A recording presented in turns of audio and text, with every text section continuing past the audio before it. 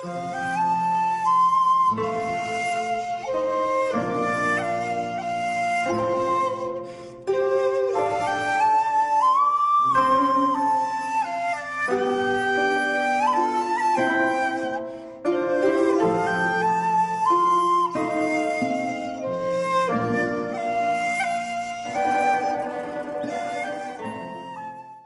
ఊరిలో సాంబశివరావు అనే బాగా ధనికుడైన వ్యక్తి ఉండేవాడు.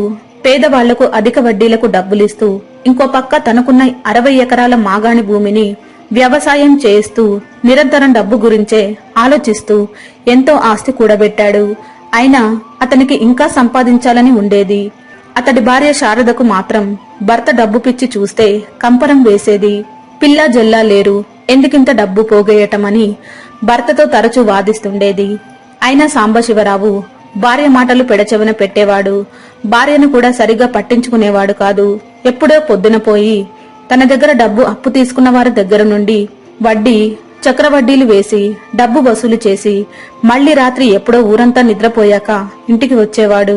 తన వెంట తెచ్చిన డబ్బును అలమారలో పెట్టి నిద్రపోయేవాడు. శారద, ఈ డబ్బు అలమారలో పెట్టు. ప్రజలు మన వద్ద తీసుకున్న అప్పుకి చక్రవడ్డీలు వేసి 2 వసూలు చేశాను. ఈ సంవత్సరం పంటల మీద బాగానే లాభం వచ్చింది. మర్చిపోయా, నిన్న సోమయ్య దారిలో కనిపించి బిడ్డ పెళ్లికి డబ్బు కావాలి, ఇల్లు గేదెలు అమ్ముతానన్నాడు. ఆ ఇల్లు కొన్ని గొడ్ల కొట్టంగా మార్చి గేదెలకు పాల వ్యాపారం చేస్తే చక్రవడ్డీ కన్నా ఎక్కువ ధనం వస్తుంది. ఈ రోజు ఇంటి పత్రాలు తీసుకురమ్మని చెప్పా. సోమయ్య వచ్చాడా? ఏమండి, ఇప్పుడు సమయం ఎంతైందో తెలుసా? ఇంకొద్దిసేపు ఆగితే తెల్లవారుతుంది. రోజూ పొద్దున వెళుతున్నారు, మళ్లీ ఈ సమయానికి వస్తున్నారు. ఇంట్లో బిక్కుబిక్కుమంటూ ఒక్కదాన్ని భయపడి చస్తున్నాం. ఏమండి, మీకొక మాట చెప్పాలనుంది. మనిషి జీవితం క్షణభంగురం. ఇంత మాత్రానికి క్షణం కూడా తీరిక లేకుండా డబ్బు వెంట పరుగు పెట్టి పెట్టి తిండి నిద్ర లేకుండా ఎందుకండి ఈ పరుగులు? 4 తరాలకు సరిపడా ఆస్తి సంపాదించారు. మనం ఆనందంగా లేకుండా ఈ సంపాదన ఎందుకండి?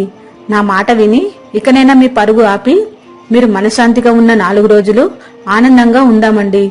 తప్పు శారద, డబ్బుని అంత చులకనగా అగౌరవంగా చూడకు. డబ్బు సంపాదించడం అంత సులభం కాదు శారద. డబ్బు సంపాదించడం చేతకాని వాళ్ళు అంటారు. డబ్బు చెడ్డదని, డబ్బు ఒక జబ్బని, వ్యసనమని.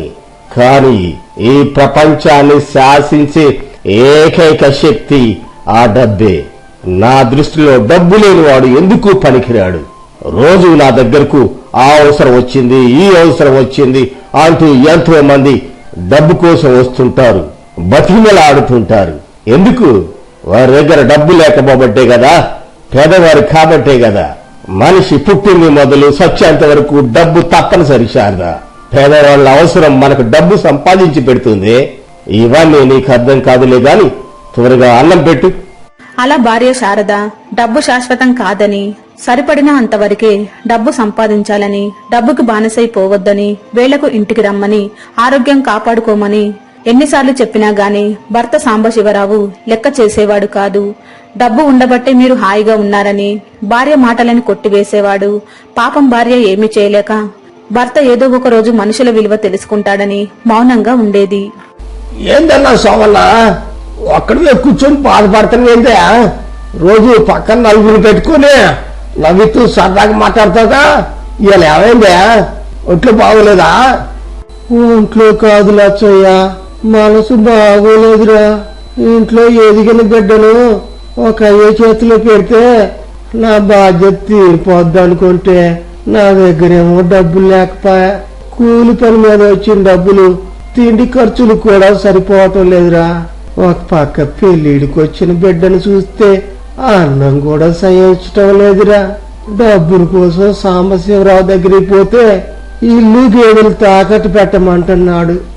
ఉన్న ఒక్క నీడా కూడా పోతే ఎట్టగానే ఆలోచిస్తాను లచ్చయ్య. ఓ సవనవు, డబ్బులు కావాలంటే పొరుగురులో ఇంకోరని అడుగుగానే మన ఊళ్ళో నా దుర్మార్గుడి దగ్గర మాత్రం డబ్బులు తీసుకోమాకే. ఆయన భార్య మాత్రం మహాలక్ష్మీదేవి, చాలా మంచిది ఆ తల్లి. కానీ ఈడే పెద్ద జిత్తులు మారుడే. వాడు పచ్చి డబ్బులు మరిచా. ఇవాళ నీ కలబులు మాటలు చెప్పి 4 డబ్బులు ఇచ్చి ఎవరికి అర్థం కాని లెక్కలేసి ఇంటిని గేదెల్ని వాడే వాల్చుకుంటాడా? వద్దు సోమన్న, ఆ సాంబశివరావు దగ్గర డబ్బులు తీసుకో మాకే. అలా ఊళ్ళో ప్రజలందరూ సాంబశివరావుని దుర్మార్గుడుగాను, మోసగాడని, అతడి చేతిలో తమ ఆస్తులు పెడితే తిరిగి రావని అనుకుంటుండేవారు. ఇదిలా ఉంటే ఒకరోజు పక్క ఊరిలోని వడ్డీ వ్యాపారి సాంబశివరావు దగ్గరకు ఇంటికి వచ్చాడు. అయితే అతడు సాంబశివరావు కంటే ఇంకా పెద్ద మోసగాడు. ఏమండి శేషయ్య గారు, వడ్డీ డబ్బుల వసూళ్ల కోసం నేను మీ ఊరు వచ్చేవాణ్ణి. ఇదేంటి ఇవాళ మీరు మా ఊరు వచ్చారు? అయినా మా ఊళ్ళో వాళ్ళందరికీ నేనే కదా డబ్బులు ఇచ్చేది. నాకు తెలియకుండా మీ దగ్గర డబ్బులు ఎవరు తీసుకుంటున్నారు? చాలా విచిత్రంగా ఉంది. మీరు చెప్పింది అక్షరాలా నిజం. ఈ ఊళ్ళో ప్రజలందరూ మీ వద్దే అప్పు తీసుకుంటారు. అయితే నేను వచ్చిన విషయం ఏంటంటే, నేను ఈ మధ్య మా బావమరిది సహాయంతో పట్నంలో గదద్దకు తీసుకొని పట్నం వాళ్ళకు కూడా వస్తువులు తాకట్టు పెట్టుకొని అప్పులు ఇస్తున్నానండి. మీరు చెప్తే నమ్మరు గాని సాంబశివరావు గారు, అక్కడ వ్యాపారం బేషుగ్గా ఉందండి. రోజు ఎంతో మంది అప్పుల కోసం బార్లు తీరి నిలబడుతున్నారంటే నమ్మండి. అందుకే వ్యాపారాన్ని ఇంకా అభివృద్ధి చేయడం కోసం మీ వద్దకు వచ్చాను. మీరు నాతో చేతులు కలిపారంటే ఇక ఈ ప్రాంతంలో మనల్ని మించిన వడ్డీ వ్యాపారే ఉండడు. ఇద్దరు డబ్బులు పెట్టి వ్యాపారం చేద్దాం, వచ్చిన డబ్బులు సరిసగం పంచుకుందాం. ఏమంటారండి? శేషయ్య చెప్పిన ఆలోచన సాంబశివరావుకు బాగా నచ్చింది. ఇంకా డబ్బు సంపాదించవచ్చని వెంటనే ఒప్పేసుకున్నాడు. తన దగ్గర ఉన్న డబ్బుని శేషయ్య డబ్బుతో కలిపాడు. రోజు పొద్దున్నే పట్నం వెళ్లి శేషయ్యతో కలిసి వడ్డీ వ్యాపారం చేసి తాకట్టుకి వచ్చిన వస్తువులను ఒక బలమైన బీరువాలో దాచి సాయంత్రానికి ఇద్దరు తమ ఊళ్లకు తిరిగొచ్చేవారు. బాబయ్య, ఈ రోజు ఊరు మొత్తం తిరిగినా ఒక్క ముద్ద ఎవరు వేయలేదు బాబు. చెట్టు దగ్గర నా బిడ్డ ఆకలితో నా కోసం ఎదురు చూస్తుంటాడయ్యా. తమరు ధర్మప్రభువులు, ఈ పేదవాన్ని కరుణించి ₹1 ధర్మం చేయండి బాబయ్య. మీ పేరు చెప్పుకొని ఈ పూట గంజి కాసుకుంటానండి. కష్టపడి పని చేయకుండా అడుక్కు తినడానికి సిగ్గు లేదు? ఓ, అసలే అడుక్కు తింటున్నావు, ఇంకా నీకు సిగ్గు శరము ఎక్కడి నుంచి వస్తాయిలే. మీలాంటి తిండికి గతి లేని పేదవాళ్ళను చూస్తే నాకు పరమ చిరాకు. ₹1 ధర్మం చేయాలా? అసలు రూపాయి విలువ తెలుసా నీకు? పైపెచ్చు నీ బిడ్డకు కూడా కష్టపడి పని చేయడం నేర్పకుండా అడుక్కు తినడం నేర్పుతున్నావా? అసలు బిడ్డలకు తిండి పెట్టలేని వాడివి ఎందుకు పెళ్లి చేసుకున్నావు? ఎందుకు బిడ్డలగన్నావు? మర్యాదగా ఇంకొక క్షణంలో నువ్వు ఇక్కడి నుండి వెళ్ళకపోయావో నిన్ను మెడబెట్టి గెంటిస్తాను. శాషయ్య గారు, నువ్వు చెప్పింది నిజమే కదా? అసలు ఇలాంటి వల్లనేనండి దేశం పాడైపోతుంది. అవునండి, తమరు బేషుగ్గా చెప్పారు. మరి అది సర్లే గాని సాంబశివరావు గారు, మీకు ఒక విషయం చెప్పాలి. మీరు కాదనరు అనుకోండి, అయినా చెప్పడం నా ధర్మం. మరి ఏమి లేదండి, వచ్చే మంచి రోజు మా తమ్ముడి కొడుక్కి పెళ్లి చూపులున్నాయి. అమ్మాయి తరపు వాళ్ళు బాగా ధనవంతులు. మరి మనం కూడా ధనవంతుల్లా కనపడితేనే కదా ఎక్కువ కట్నం వచ్చేది. అందుకని మన దగ్గర బీరువాలో తాకట్టు ఉన్న నగలున్నాయిగా, అవి కాస్త ఆ పెళ్లి చూపులు రోజు తీసుకువెళ్ళి మా వాళ్ళ చేత ధరింపజేస్తానండి. ఆ కార్యక్రమం అయిపోగానే మళ్ళీ తెచ్చి మన బీరువాలో భద్రపరుస్తా. ఏమంటారు? శేషయ్య అలా చెప్పేసరికి సాంబశివరావుకు ఎందుకు అనుమానం వచ్చింది. తాకట్టు బంగారాన్ని సొంతానికి వాడుకుంటున్నాడు, శేషయ్య మోసం చేస్తాడేమోనని సందేహపడ్డాడు. అలా చేయడం తనకు ఇష్టం లేదని, తాకట్టు పెట్టిన వారు ఏ క్షణమైనా విడిపించుకుంటారని బీరువాలో బంగారం తీయవద్దని చెప్పాడు. అలాగేనండి, మీకు ఇష్టం లేకుండా నేనేది చెయ్యను. అది ఇద్దరి ఆస్తి. ఏదో మా తమ్ముడు ఒక్క తీరుగా అడిగాడని అలా చెప్పాను. ఇక ఈ విషయం మర్చిపోండి. శేషయ్య పైకి అలా అన్నాడనే గాని మనసులో సాంబశివరావు మీద ద్వేషం పెంచుకోసాగాడు. ఏదో భాగస్వామని ఒక్కరోజు నగలు అలా తీసుకువెళ్లి ఇలా తీసుకువస్తానంటే వద్దంటాడా? ఎలాగైనా ఆ రోజు సాంబశివరావుకు తెలియకుండా బీరువాలో తాకట్టు పెట్టిన నగలు తీసుకువెళ్లాలని ప్రణాళిక సిద్ధం చేయసాగాడు. ఏంటయ్యా అలా దిగులుగా ఉన్నావు? తిరిగి తిరిగి కాళ్ళేమైనా నొప్పెడుతున్నాయా? కొంచెం కాళ్ళు పట్టమంటావా? లేక అమ్మాయినా గుర్తొచ్చిందా? చెప్పయ్యా. ఎందుకలా నీలో నువ్వే కుమిలిపోతున్నావు? నాయన రంగా, ఆకలిగా ఉందా అయ్యా, కానీ రోజు ఎక్కడా దొరకలేదురా. రోజు రోజుకి మనుషుల్లో దయాగుణం పోతుందిరా. చివరికి ఆ బంగారం కొట్లో కూడా అడిగి చూశాను. అక్కడున్న యజమాని నన్ను నానా మాటలు అన్నాడురా. నాకు గుండె బరువు ఎక్కిందయ్యా. దేవుడు నన్ను పేదవాడిగా పుట్టించి నిన్ను నా కొడుగ్గా పుట్టించి నీకు అన్యాయం చేశాడురా. అదే ఇంకెవరు కడుపునైనా పుడితే కనీసం ఆకలి బాధలైనా తప్పేవి. ఇవాళ నాకు చాలా బాధగా ఉందిరా రంగా. అయ్యా, డబ్బున్నోళ్ళు అలాగే మాట్లాడతారే. అన్నీ తెలిసి కూడా అతని మాటలు ఎందుకు పట్టించుకుంటావు? ఉత్తి పుణ్యానికి నిన్నన్ని మాటలు అన్నందుకు దానికి తగిన ప్రతిఫలం అనుభవిస్తారు. పైన దేవుడు అన్ని చూస్తున్నాడయ్యా. ఒక్కరోజు లేకపోతే ఏమి కాదులయ్యా. అసలు నిన్ను పోషించాల్సిన వయసులో నేను చదువు మీద మమకారంతో మాస్టారింట్లో పనిచేసి చదువు నేర్చుకుంటున్నాను. తప్పంతా నాదయ్యా. ఇక నాకు చదువు వద్దు ఏమొద్దు గాని రేపటి నుండి నువ్వు గుడిసెలోనే ఉండు, నేను వెళ్ళి అడుక్కొస్తాను. అరే రంగా, వద్దు నాయనా, ఎప్పటికే ఏ పని చేసుకోకుండా ఈ అడుక్కునే వృత్తిలోకి వచ్చి చాలా తప్పు చేశాను. అదే నేను వయసులో ఉన్నప్పుడు కష్టపడి పనిచేస్తే ఈ పాటికి 2 పూట్ల తిండి మన సొమ్ముతో తినేవాళ్ళం. ఇక చాలయ్యా, ఇంకోసారి నీ నోటి నుంచి అడుక్కుంటాను మాట్లాడమాకు. నేను చేసిన తప్పే నువ్వు చేయమాకయ్యా. మనిషికి చదువు ఉంటే ప్రపంచంలో ఎక్కడికైనా వెళ్ళగలడు. లేకపోతే నాలాగే వేలు ముద్రగాడు అవుతావు. అందుకని నువ్వు బాగా చదువుకోవాలిరా. నువ్వు చదువుకొని మంచి నౌకరు సంపాదించాలి నాయనా. అదే నా కోరికయ్యా. అలా తన కొడుకు తనలాగే బిచ్చగాడు కాకూడదని తాను అడుక్కుని కొడుకుని చదివిస్తున్న బిచ్చగాడు మర్నాడు యథావిధిగా బిచ్చమెత్తడానికి వెళ్లాడు.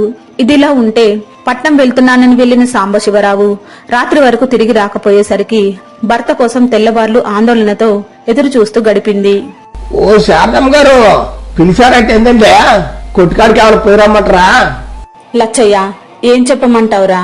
నిన్న ఉదయం పట్నం వెళ్తున్నానని వెళ్లిన మీ అయ్యగారు ఇంతవరకు తిరిగి రాలేదురా. నాకేదో భయంగా ఉంది, అందుకే పిలిపించాను. ఒకసారి బస్సు ఆగే స్థలం వరకు వెళ్లి చూసిరా లచ్చయ్య. ఈ మాత్రం దానికి ఎందుకండి అంత కంగారు పడతారు? అయ్యగారు ఎక్కడికి పోలేండే. నిన్న పట్టణంలో ఏమైనా పని పూర్తి కాలేదో ఏమో, అందుకే రాలేదట్టుంది. అమ్మగారు, మీరేం భయపడమాకండి, నేను ఇప్పుడే పోయి నన్ను కనుక్కుంటా. అయ్యగారు ఎక్కడికి పోలేండి, మీరేం కంగారు పడమాకండి. లచ్చయ్య అలా ధైర్యం చెప్పి సాంబశివరావు ఆచూకీ కోసం పట్నం నుండి వచ్చిన వారిని అడగసాగాడు. కాని ఎవరూ తమకు తెలియదని చెప్పారు. అదే సమయంలో బిచ్చమెత్తుకోవడానికి ఊళ్ళోకి బయలుదేరిన బిచ్చగాడికి దూరంగా దారిలో ఎవరో పడిపోయి ఉండడం చూశాడు. వెంటనే అటువైపు వెళ్లాడు. అతడు ధర్మం అడిగితే తనను నానా మాటలు అన్న వ్యక్తి ఒంటి నిండా దెబ్బలతో స్పృహ తప్పి పడిపోయి ఉన్నాడు. మొహం మీద నీళ్లు చల్లాడు. అయినా సాంబశివరావు స్పృహలోకి రాలేదు. అదే సమయంలో లచ్చయ్య సాంబశివరావుని వెతుక్కుంటూ అక్కడికి వచ్చాడు. వామ్మో, అయ్యగారు ఎక్కడ పడిపోయిండే? ఒంటి నిండా బాగా దెబ్బలున్నాయిగా, ఏమైందో ఏమో. ఓ పెద్దయ్య, ఈయన మన ఊళ్ళో చాలా డబ్బులున్నాడే. ఏం చేసిన పాపాలు ఈ రూపంలో ఎంటబడి ఉంటాయి. ఓ పెద్దయ్య, నువ్వు ఎక్కడే ఉండో, నేను పోయి అమ్మగారిని తీసుకొస్తా. ఎక్కడే ఉండి. లచ్చయ్య అలా చెప్పి పరుగున సాంబశివరావు ఇంటికి వచ్చి అతడి భార్యకు ఈ విషయం చెప్పాడు. వెంటనే శారద కన్నీళ్లు పెట్టుకుంటూ అక్కడకు వచ్చింది. అక్కడ సాంబశివరావు ఒళ్లంతా దెబ్బలతో స్పృహ తప్పి పడిపోయి ఉన్నాడు. వెంటనే పట్నం ఆసుపత్రికి తరలించారు. శారద, మనిషికి జీవితంలో ఎదురు దెబ్బ తగిలే వరకు తనను మించిన వాడు లేడని విర్రవీగుతుంటాడు. ఎన్నాళ్లు నా మంచి కోరి నువ్వెంత చెప్పినా పట్టించుకోకుండా డబ్బు వెంట పిచ్చివాళ్ల పరిగెత్తాను. నిద్రాహారాలు మాని నా అంత ఆస్తిపరుడు ఇంకెవరూ ఉండకూడదని ప్రజల అవసరాలను వాళ్ళ ఆస్తుల్లో తాకట్టు పెట్టుకుని వడ్డీకి చక్కెర వడ్డీ వేసి ఎంతో మంది ఉసురు పోసుకున్నాను. డబ్బు కట్టల కోసం ఇంకో కొత్త బీరువా కొనాలని ఆలోచించానే గాని నా వెనక పొంచి వస్తున్న ప్రమాదాన్ని పసికట్టలేకపోయాను. శారద, నా వ్యాపార భాగస్వామి ఆ శేషయ్య నన్ను మోసం చేశాడే. నా అడ్డు తొలగించుకొని నా ఆస్తి కాజేయడానికి నా మీద పగ తెంచుకొని రాత్రి ఇంటికి వస్తున్న సమయంలో తన మనుషులతో నా మీద దాడి చేయించాడే. ఇప్పుడు నాకు బుద్ధి వచ్చింది శారదా. అయ్యా, మీరు వృద్ధుని కూడా చూడకుండా బిచ్చగాడు అని అసహించుకొని హేళన చేసి మీ మనసు గాయపరిచాను. నన్ను క్షమించి పెద్దయ్యా.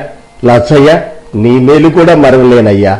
శారద, మనిషి డబ్బు కోసం ఉరుకుల పరుగుల జీవితంలో సాటివారిని మోసం చేస్తే కాలం ఎవరిని వదిలిపెట్టదే. ఎన్నాళ్ళు నా కుటుంబాన్ని పట్టించుకోకుండా బాధ పెట్టినందుకు నన్ను క్షమించు శారద.